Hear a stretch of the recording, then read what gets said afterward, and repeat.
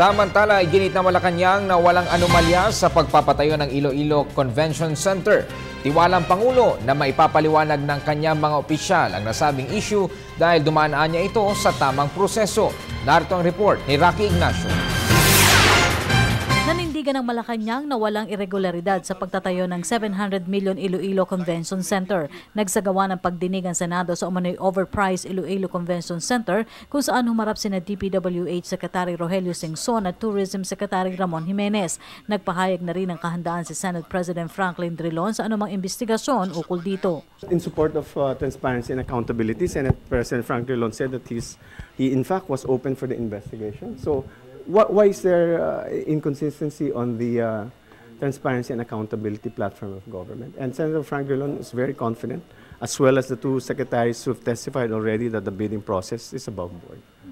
So there's no conflict there. Tiwala kasi ang palasyo na maipapaliwanag ni Singson at Jimenez ang aligasyon dahil duman ito sa tamang proseso. They will continue to maintain and defend the process in the Iloilo Convention Center.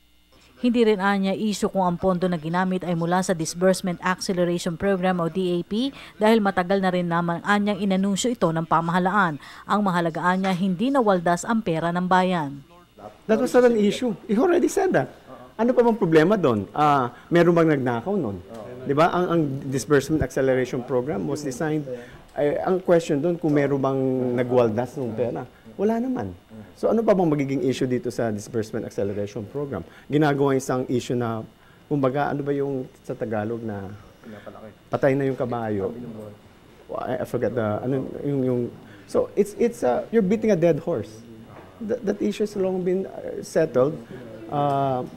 Ang question kung sino may nagnakaw, maayos yung proseso. Samantala, hindi naman nababahala ang palasyo sa pagkakadawit ng ilang kaalyado sa kontrobersya. Giit nila Cerda, kayang sagutin ng mga ito ang naturang akusasyon. Para sa Telebisyon ng Bayan, Rocky Ignacio.